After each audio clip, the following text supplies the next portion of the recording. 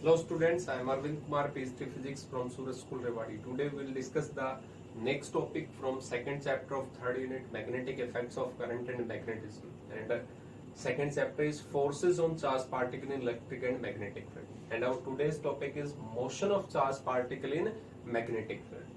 In last video we discussed about the motion of the charged particle in electric field. Now we will discuss the motion of charged particle in magnetic field. What will happen if a charged particle moves in the magnetic field? Then what is the direction, force, etc. If their path is some electric ellipse form, circular form, or either in circular form, then if the circular form, then what will be the radius, velocity, and something various parameter in that scenario. So let's start. Motion इस को हम discuss कर रहे हैं positive x axis direction में। ये जो मैंने ग्रीन कलर से बनाए हुए ये मैग्नेटिक फील्ड की डायरेक्शन है, ये आगे तक आपके पास में प्रोसीड कर रहे हैं। जैसे अगर मैं कहूं कि यहाँ पे इलेक्ट्रिक फील्ड है, ये सॉरी मैग्नेटिक फील्ड, और ये मैग्नेटिक फील्ड ऐसे मूवमेंट कर, ये ऐसे मैग्नेटिक फील्ड मूवमेंट कर रही है, ठीक है, मैग्नेटिक फील्ड है। अब इन मैग्नेटिक फील्ड में वैसे तो हम ले सकते थे कि वेलोसिटी एक चार्ज पार्टिकल है जिसका चार्ज q है, मास m है, वो charge particle in the same direction of magnetic field भी हो सकता था, अपोजिट भी हो सकता था। बट सारे सिनेरियो को डिस्कस करने के लिए, क्योंकि आगे जाके इंपॉर्टेंट पॉइंट बनने वाला है, इसलिए हमने स्टार्टिंग में लिया कि charge particle parallel anti parallel में मूव नहीं कर रहा, ये कुछ एंगल पे मूवमेंट कर रहा है। तो एंगल पे अगर ये मूवमेंट करेगा तो क्या इफेक्ट होगा आगे, तो इसलिए मैंने मान लिया कि ये पॉजिटिव एक्स एक्सिस डायरेक्शन है, वो डायरेक्शन ऑफ मैग्नेटिक फील्ड है। तो जो चार्ज पार्टिकल मूवमेंट कर रहा था वो मैग्नेटिक फील्ड से थीटा एंगल बना रहा है वेलोसिटी का। कितना है? थीटा एंगल फॉर्मेशन कर रहा है यहाँ पे। तो यहाँ पे अगर हम डिस्कस करें तो ये वेलोसिटी जो होती है v है, तो इसको मैं रिजोल्व कर सकता हूँ दो पार्ट में, ताकि हम आसानी से देख सके कि यहाँ पे इफेक्ट क्या होगा। एक्चुअल में v वेलोसिटी है, लेकिन मैंने इसको रिजोल्व किया हॉरिजॉन्टल डायरेक्शन में, तो कितना आएगा? v cos theta. और अगर वर्टिकल डायरेक्शन में देखा जाए तो वर्टिकल डायरेक्शन में कितना आएगा? v2 is equal to v sine theta. यानी हम अगर कहीं पे v2 लिख रहे हैं, इसका मतलब परपेंडिकुलर कंपोनेंट ऑफ वेलोसिटी है फ्रॉम द मैग्नेटिक फील्ड, और v1 लिख रहे हैं तो इसका मतलब हॉरिजॉन्टल कंपोनेंट ऑफ वेलोसिटी है इन the direction of magnetic field की जिधर होगा। तो अगर कोई ये पूछे कि v1 और मैग्नेटिक फील्ड के बीच में एंगल कितना है, तो कितना होगा? मैग्नेटिक फील्ड की डायरेक्शन भी पॉजिटिव एक्स एक्सिस है, v1 की भी यही है, तो कितना एंगल होगा? 0। और कोई आपसे पूछे v2 और मैग्नेटिक फील्ड में, तो v2 की डायरेक्शन क्या है? परपेंडिकुलर, दैट मींस एंगल कितना होगा? 90 डिग्री। अब हम फोर्स के बारे में पढ़ चुके हैं मैग्नेटिक फील्ड में, वही फोर्स अप्लाई कर रहे हैं। सबसे पहले मैं ले रहा हूं हॉरिजॉन्टल मोशन के बारे में, यानी हॉरिजॉन्टल के बारे में देख रहे हैं, उसके बाद में देखेंगे वर्टिकल का। हॉरिजॉन्टल मोशन तो रिजोल्व किया हमने वेलोसिटी को, v1 इज इक्वल टू कितना है? v cos theta.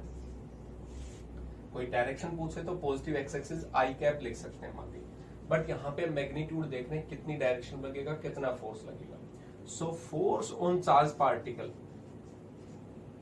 Force on q due to m, sorry p, magnetic field. तो फोर्स का फॉर्मूला हमें पता था, F1 ही नाम दे देते हैं। दो फोर्स लगेंगे, जब आपने इसको दो पार्ट में रिजोल्व किया तो देख रहे हैं कितना फोर्स लगेगा। तो F1 इज इक्वल टू कितना होता है? Q v क्रॉस b, लेकिन यहाँ पे वेलोसिटी का कौन सा कंपोनेंट है? v1 cross b। अब हमें एंगल, जब क्रॉस प्रोडक्ट को ओपन करते हैं तो यहाँ पे वेलोसिटी v1 और मैग्नेटिक फील्ड के बीच का एंगल होगा। तो यहाँ पे F1 कोई पूछे तो कितना लिखेंगे? Q v1। अभी तक मैंने इस v1 ही लिखा, v cos थीटा नहीं लिख रहे। v1 और b के बीच में जो एंगल था, एक्सपेंड करेंगे तो a क्रॉस b को a b साइन थीटा, तो v1 b और ये साइन थीटा। अब एंगल v1 और b के बीच में कितना था? v1 और b के बीच में 0 डिग्री, तो यहाँ पे कितना पुट कर दिया? 0। अब साइन 0 कितना होता है? 0। So F1 will be equal to 0। अगर फोर्स 0 है तो फोर्स की वैल्यू होती है मास इनटू में एक्सेलरेशन। ये फोर्स किधर की बात कर रहे थे? हॉरिजॉन्टल डायरेक्शन या जो भी लग रहा था, तो इसका मतलब यहाँ पे एक्सेलरेशन जो होगा, मास तो 0 नहीं हो सकता, एक्सेलरेशन कितना होगा? 0। और एक्सेलरेशन 0 है तो इसका मतलब वेलोसिटी जो होगी वो कितनी होगी? कांस्टेंट। यानी कि इस वेलोसिटी को जो कुछ एंगल पे था उसका एक पार्ट हमने लिया हॉरिजॉन्टल डायरेक्शन में इन the direction of magnetic field, तो उसकी वजह से कोई फोर्स एक्ट नहीं कर रहा चार्ज पार्टिकल पे, तो एक्ट नहीं कर रहा, तो इसका मतलब उसकी वेलोसिटी क्या रहेगी, सेम। इसका मतलब ये कहीं तक भी मूव करे, इसकी वेलोसिटी अगर यहाँ पे 5 मीटर पर सेकेंड थी हॉरिजॉन्टल डायरेक्शन में, तो हर पॉइंट पे कितनी होगी, 5 मीटर पर सेकेंड। ना इंक्रीज होगी ना डिक्रीज होगी, क्योंकि फोर्स जो लग रहा है वो कितना लग रहा है, 0। क्योंकि आपको पहले भी जब F is to q V cross B last chapter में हमने पढ़ा था, तो इसका मतलब वहां पे बताया था अगर कोई charge particle in the direction of magnetic field और in opposite direction of magnetic field अगर मूवमेंट करेगा तो उस पर फोर्स कितना लगेगा, 0।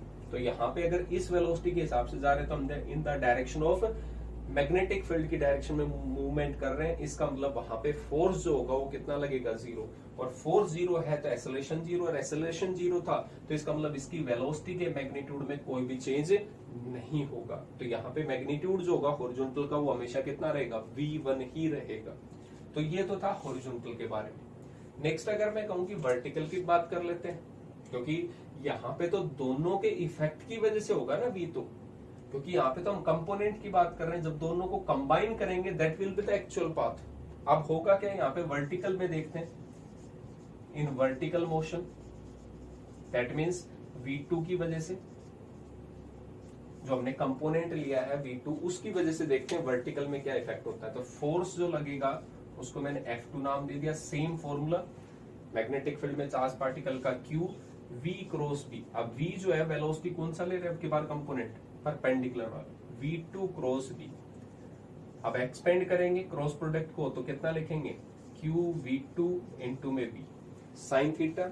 अब एंगल किस किस के बीच में लेंगे, V2 एंड B के बीच में। V2 है y एक्सिस की तरफ, मैग्नेटिक फील्ड x एक्सिस की तरफ, तो एंगल कितना आएगा, साइन 90।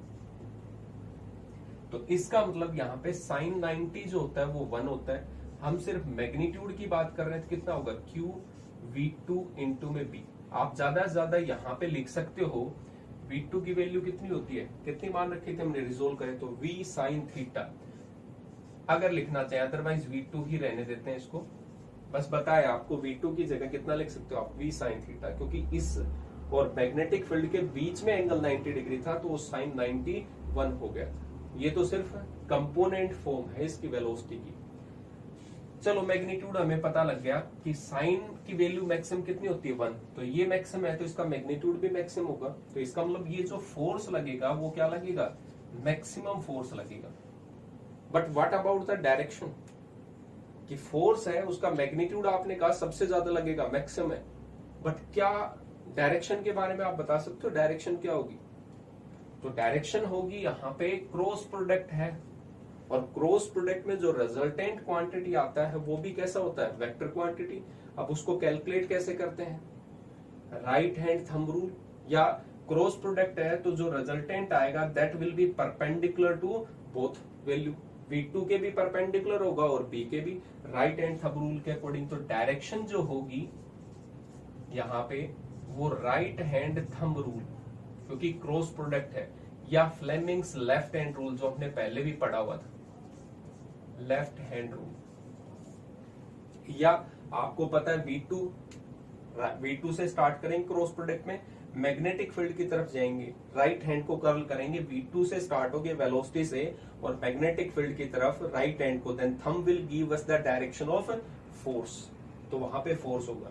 या फ्लेमिंग लेफ्ट हैंड रूल के अकॉर्डिंग देखा जाए तो फ्लेमिंग के तीनों फिंगर्स को स्ट्रेच करते हैं, first finger, middle finger and thumb. Then first finger give us the direction of magnetic field, ये हमें मैग्नेटिक फील्ड की डायरेक्शन बताएगा। Middle finger give us the direction of velocity, कि यहाँ पे वेलोसिटी की बात हो रही तो वेलोसिटी किस डायरेक्शन में था उसका परपेंडिकुलर कंपोनेंट लेंगे ये। तो थंब क्या बताएगा हमें, डायरेक्शन ऑफ फोर्स। तो फ्लेमिंग लेफ्ट हैंड, बात बता रहा हूँ लेफ्ट हैंड, क्योंकि आगे राइट भी आएगा, लेफ्ट पहले आ रहा है तो लेफ्ट हैंड, क्लियर हो गया। तो थंब बताता हमें डायरेक्शन, तो फ्लेमिंग लेफ्ट हैंड रूल भी आप अप्लाई करवा सकते हो to find the direction of magnetic field. लेकिन क्रॉस प्रोडक्ट जब हम पढ़ते हैं, इन क्रॉस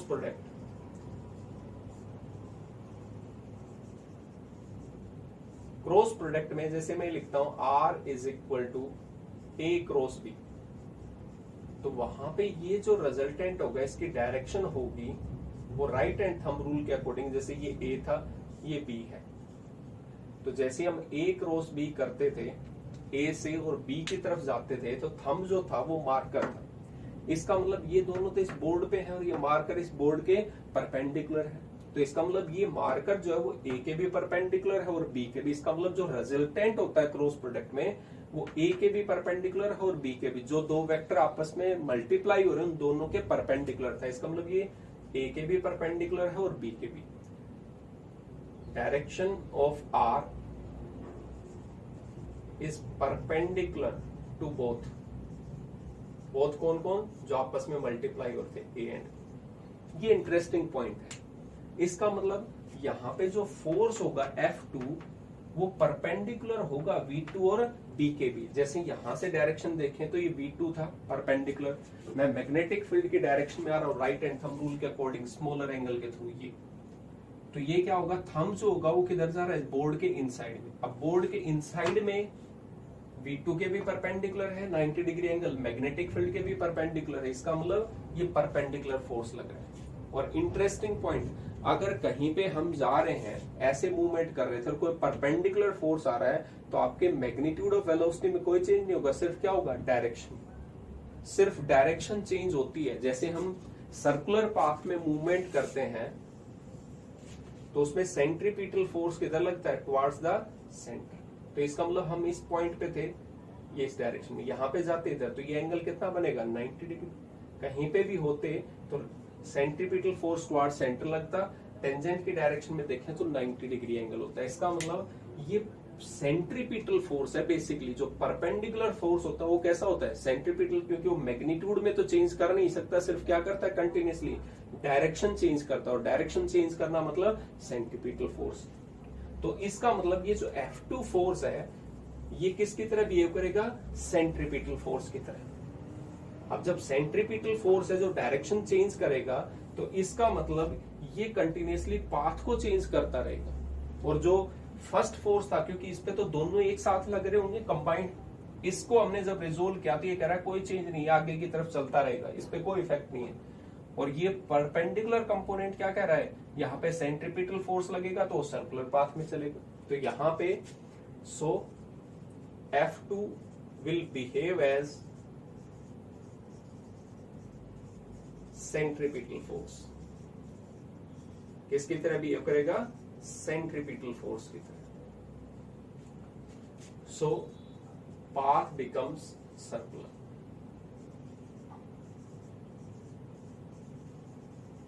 बिकम सर्कुलर। अब आया इंटरेस्टिंग पॉइंट, क्या कि जो पहला फोर्स था जो हॉरिजॉन्टल डायरेक्शन में वेलोसिटी थी वो कह रहा है कि सेम डायरेक्शन में चलना है। इसका मतलब इसके अकॉर्डिंग तो स्ट्रेट पाथ आएगा। ऐसा पाथ था स्ट्रेट पाथ, कहता है कोई चेंज नहीं होगा, मेरी मैग्नीट्यूड भी उतना ही रहेगा, डायरेक्शन भी सेम है। इसका मतलब ये इधर चलता रहेगा अपनी मर्जी से। जो दूसरा कंपोनेंट लिया उसके अकॉर्डिंग जब हमने कैलकुलेट किया तो फोर्स परपेंडिकुलर लगा। इसका मतलब ये कह रहा है कि पाथ जो होगा वो सर्कुलर होगा। अब ये दोनों को कंबाइन करेंगे वही तो इफेक्ट होगा, क्योंकि तो इसी के पार्ट थे, रेजोल्यूशन किया था। अब होता क्या है, यहां पे ध्यान से देखना है कि ये V1 कह रहा है कि आगे चलना है, उसी टाइम पे सेम इफेक्ट उसी पार्टिकल पे लग रहा है। परपेंडिकुलर कंपोनेंट के अकॉर्डिंग क्या कह रहा है? घूमना भी है, सर्कुलर पाथ भी करना आपको। तो ये दोनों की मानेगा तो क्या होगा? ये सर्कुलर भी करता रहेगा और आगे भी बढ़ता रहेगा। कैसा होगा? सर्कुलर भी और आगे की तरफ भी। इसका मतलब इस पाथ को हम क्या बोलेंगे? Helical path. जैसे स्प्रिंग होती है, स्प्रिंग राउंड राउंड भी होती है और आगे की तरफ भी इंक्रीज होती रहती है, तो वो ही सेम पाथ यहाँ पे होगा अगर कुछ एंगल पे पार्टिकल मूवमेंट कर रहा है। तो इसका मतलब यहाँ पे पार्टिकल जो होगा वो ऐसे होगा, इसका मोशन।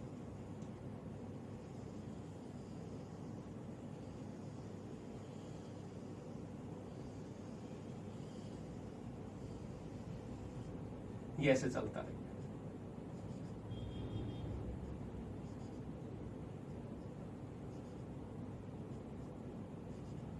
ये पार्ट है। इसका मतलब ये हेलिकल पाथ होगा।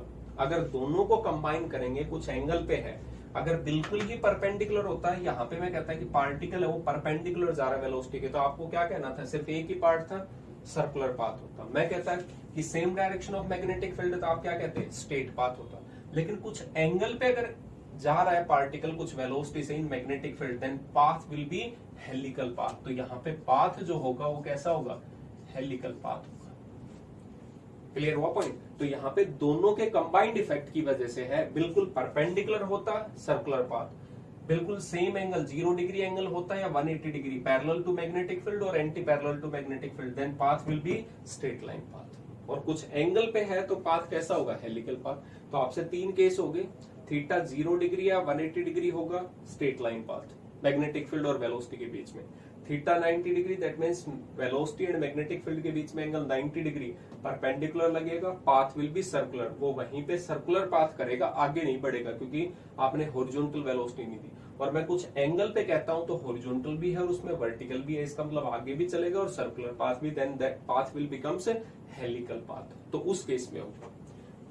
तो हेलिकल यहाँ पे हम पढ़ चुके हैं दोनों का कंबाइंड इफेक्ट, बट मैं यहाँ पे सर्कुलर की बात कर रहा हूँ कि अगर ये अकेला कंपोनेंट होता जब सर्कल में होगा, इधर से अगर हम देखेंगे तो मुझे तो सिर्फ एक सर्कल दिखाई देगा, स्प्रिंग को अगर सामने से देखेंगे तो आपको बिल्कुल सर्कल दिखाई देगा। सर्कल दिखाई देगा तो what will be its radius, what will be its velocity. तो यहाँ पे हम कह सकते हैं F2 is equal to force जो था वो कितना लगा, Q V2 इंटू में B, Q V2 इंटू में B, and this force is centripetal force. और सेंट्रीपिटल फोर्स का फॉर्मूला कितना था, mv स्क्वायर अपॉन में r। यहाँ पे बात कर रहा हूँ सेकंड की, क्योंकि जो सर्कुलर पाथ में होगा वो कौन सी वेलोसिटी होगी, v2 ही होगी। v1 जो होगा वो सिर्फ आगे की तरफ, अभी हम सिर्फ सर्कुलर पढ़ रहे थे। mv square v2 square upon में r, radius of the circular path. कि हमें जो स्प्रिंग होगी वो कितनी दिखाई देगी, छोटे बनेगा, यहाँ पे छोटे छोटे हेलिकल बनेंगे या बड़ा हेलिकल बनेगा, सर्कुलर होगा। तो mv स्क्वायर अपॉन r, और इसकी वैल्यू थी q v2 इंटू में b। एक V2 से V2 कैंसिल आउट। यहाँ पे अगर मैं कैलकुलेट करूं कि हमें ये पता था V2 is equal to, velocity अगर कैलकुलेट करनी है तो R मल्टीप्लाई में होगा QBR अपॉन में M। और दूसरा अगर मुझे रेडियस कैलकुलेट करनी है तो R था, यहाँ पे जाएगा R इज इक्वल टू, यहाँ पे MV2 था अपॉन में QB। तो यहाँ पे ध्यान देने वाली बात है, मैं V2 लिख रहा हूं बार बार, ठीक है। V2 का मतलब आपको जो भी एंगल पे वेलोसिटी दे रखी हो उसका परपेंडिकुलर कंपोनेंट लेना है, जो मैग्नेटिक फील्ड के 90 डिग्री एंगल पे हो। सेम डायरेक्शन में नहीं लेना, उसकी वजह से सर्कुलर पाथ नहीं होगा, उसकी वजह से सेंट्रीपिटल फोर्स नहीं है। जो परपेंडिकुलर कंपोनेंट होगा वो आपको लेना हमेशा। तो यहाँ पे कितना होगा, रेडियस हमें पता चल गई mv2 अपॉन में QB। दैट मीन्स जितना ज्यादा वेलोसिटी है उतना ही ज्यादा क्या होगा, रेडियस होगा। चार्ज अपॉन में मास इनवर्सली प्रोपोर्शनल है स्पेसिफिक चार्ज के। यहाँ पे अगर बात करूं तो V2 जो है charge upon mass directly proportional to specific charge है। और अगर रेडियस की बात करें तो inversely proportional to specific charge है, क्योंकि यहाँ पे चार्ज नीचे है, यहाँ पे चार्ज ऊपर। चार्ज अपॉन में मास जो होता है दैट इज स्पेसिफिक चार्ज। तो V2 जो वेलोसिटी थी परपेंडिकुलर वो डायरेक्टली प्रोपोर्शनल होगी और radius is inversely proportional. Conceptual question है इसलिए डिस्कस किया यहाँ पे। नेक्स्ट पॉइंट, आपको ये पता चल गया, टाइम पीरियड कैलकुलेट कर लें। सो टाइम पीरियड क्या होता है, यहां से हमने चलना स्टार्ट किया, एक राउंड लिया हमने कंप्लीट, यहां से चलना स्टार्ट किया, ऐसे राउंड राउंड सेव करके सर्कुलर पाथ में वापस उसी पॉइंट पे आ गए। Time taken to complete one circular motion या one complete oscillation is called time period. तो टाइम पीरियड का फॉर्मूला आपको बहुत सिंपल बता रखा है, क्या था, डिस्टेंस अपॉन में वेलोसिटी। अब आप कहोगे सर वेलोसिटी कौन सी वेलोसिटी आपको सर्कुलर पाथ में लेके जा रही है, परपेंडिकुलर, दैट मींस V2। तो यहाँ पे वेलोसिटी कौन सी लेंगे, V2। टाइम डिस्टेंस कितनी होगी, एक राउंड, एक सर्कुलर पाथ पूरा करोगे तो कितना होगा, 2πr। तो यहाँ पे कितना होगा, 2πr अपॉन में वेलोसिटी V2। या तो V2 की वैल्यू पुट कर दो या रेडियस की वैल्यू पुट कर दो, आपको जो अच्छा लगे। तो मैंने यहां से पुट किया 2π अपॉन में V2 था, रेडियस की वैल्यू मुझे पता थी mv2 अपॉन में QP। V2 से V2 cancel out, so time period will be becomes 2πm upon में QP। यहां पे इंटरेस्टिंग पॉइंट है, ध्यान से नोट डाउन करेंगे। Time period it is independent on independent on radius and velocity. कि जो टाइम पीरियड होता है ना तो वो रेडियस है इसमें ना ही वेलोसिटी है, इसका मतलब टाइम पीरियड फिक्स रहेगा। आप एक राउंड ले रहे हो तब भी उतना ही टाइम, सेकंड राउंड ले रहे हो तब भी उतना ही। ये वेलोसिटी और रेडियस के ऊपर डिपेंड नहीं करता। हमारा नेक्स्ट टॉपिक इस पे ऊपर डिपेंडेंट है, साइक्लोट्रॉन। इसका मतलब यहाँ पे जब हम राउंड ले रहे हैं तो उसकी रेडियस और वेलोसिटी पे डिपेंड नहीं कर रहा। ध्यान से देखें, रेडियस ज्यादा होगी तो इसकी वेलोसिटी भी ज्यादा होगी। सुनेंगे, एक छोटा ट्रैक है, एथलेटिक ट्रैक, स्टेडियम में जाते हैं हम, राउंड ले रहे हैं। छोटा ट्रैक है तो हम कम वेलोसिटी से राउंड ले रहे हैं, कम वेलोसिटी से, तो टाइम कुछ लगेगा। अब मैं बड़ा ट्रैक है, ठीक है, उस पे ज्यादा वेलोसिटी से ट्रेवल कर रहा हूं तो टाइम सेम आ सकता है।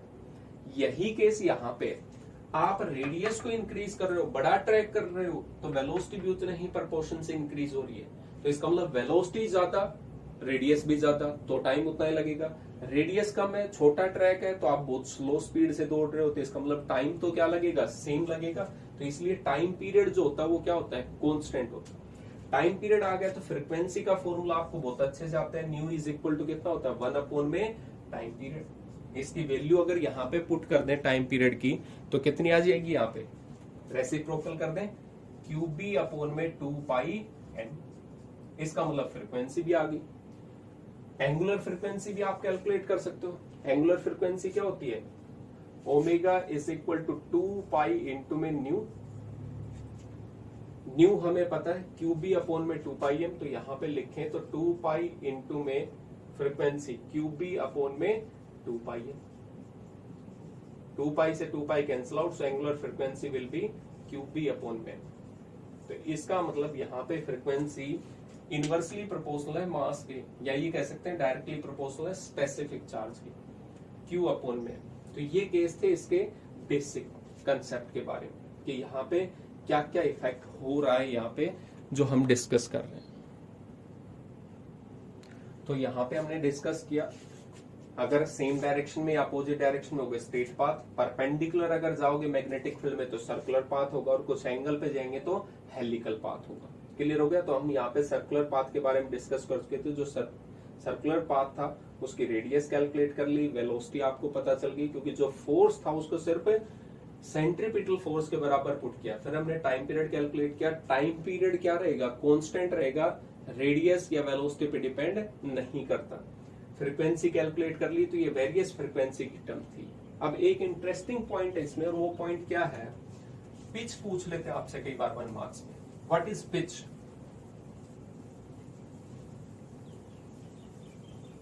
आपसे क्या पूछेंगे, पिच। आपने एक 11th में एक एक्सपेरिमेंट भी किया होगा जो हम स्क्रू गेज से करते हैं। स्क्रू गेज में भी हमने पिच कैलकुलेट किया था। तो पिच क्या होता है बेसिकली वो समझते हैं।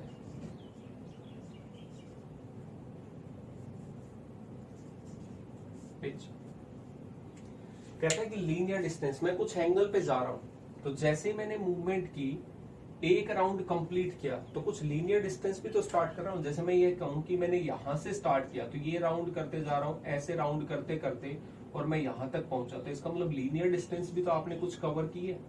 इसी लीनियर डिस्टेंस को क्या कहते हैं, पिच कहते हैं। Linear distance covered in one circular motion. जैसे सिंपल एग्जांपल हम लें, स्प्रिंग है, स्प्रिंग में आप राउंड शेप करते जा रहे हो, मैंने यहां से स्टार्ट किया, कुछ एंगल पे जाओगे तो दोनों मोशन होंगे, यहां से हमें आगे भी चलते जाना है और घूमते भी आना है। तो यहां से चलना स्टार्ट किया, ऐसे घूम के मैं यहां तक पहुंच गया, तो यहीं से स्टार्ट किया था, एक राउंड लिया, तब तक आपने लीनियर डिस्टेंस कितनी ट्रेवल कर ली, that linear distance is called pitch. इसी को हम पिच के नाम से बोलते हैं। तो पिच की अगर कैलकुलेशन करने के लिए कहा जाए तो आप कैसे कैलकुलेट करोगे, पिच मतलब लीनियर डिस्टेंस है। यहाँ पे अगर बात करें velocity equal to distance upon में टाइम, तो आपसे डिस्टेंस पूछ रहा है बेसिकली, तो डिस्टेंस कैसे लिख सकते हैं हम, distance equal to velocity into में टाइम। आप डिस्टेंस देखते हैं, वेलोसिटी हमें पता है कि आके आप कौन सी वेलोसिटी की वजह से जा रहे हो, फॉरवर्ड में, क्योंकि अगर ये v1 नहीं होता तो आप वहीं पे खड़े होते, सर्कुलर मोशन कर रहे होते। v1 की वजह से आगे बढ़ रहे हो, तो कौन सी वेलोसिटी आपको लीनियर डिस्टेंस ट्रेवल करवा रही है, v1, तो यहाँ पे क्या होगा v1। अब टाइम कितना ले, इसी में है सब कुछ। वन सर्कुलर मोशन, एक राउंड कंप्लीट करने में टाइम कितना लेंगे, टाइम पीरियड के बराबर, वो भी हमने कैलकुलेट कर रखा है। तो इसका मतलब v1 इंटू में कितना होगा, टाइम पीरियड, वेलोसिटी इंटू में टाइम पीरियड। तो वेलोसिटी की वैल्यू हॉरिजॉन्टल वाली लेनी है, v cos थीटा। कभी पिच कैलकुलेट करते हैं तो मैग्नेटिक फील्ड की डायरेक्शन में जो कंपोनेंट होगा वेलोसिटी का वो लेना है, और टाइम पीरियड की वैल्यू हमें पता है 2 पाई m अपॉन में q। That will be the pitch of helical path. 1 marks का क्वेश्चन पूछा जा सकता था, इसलिए डिस्कस किया पिच क्या होता है, तो पिच भी कैलकुलेट कर सकते हैं। लेकिन यहाँ पे जो ज्यादा आपको फोकस करना है वो सिर्फ ये करना है कि परपेंडिकुलर डायरेक्शन में मैग्नेटिक फील्ड में इंटर करता है तो पाथ कैसा होता है, सर्कुलर होता है। क्योंकि हमारा जो 90% टॉपिक होगा वो परपेंडिकुलर पे डिपेंडेंट होगा कि perpendicularly charge particle is entering in a magnetic field, तो वहां पे हमेशा सर्कुलर पाथ और सारे वो फॉर्मूला वहां पे अप्लीकेबल होंगे। तो इसके एक बार प्रैक्टिस करेंगे, अच्छे से इसको रिवाइज करेंगे, क्योंकि ये बेस है पूरे इस चैप्टर का, फोर्सेस का इन मैग्नेटिक फील्ड, क्योंकि मैग्नेटिक फील्ड डिस्कस कर रहे हैं। तो इसको एक बार बहुत अच्छे से रिवाइज करेंगे, उसके बाद में हम नेक्स्ट टॉपिक डिस्कस करेंगे। Thank you.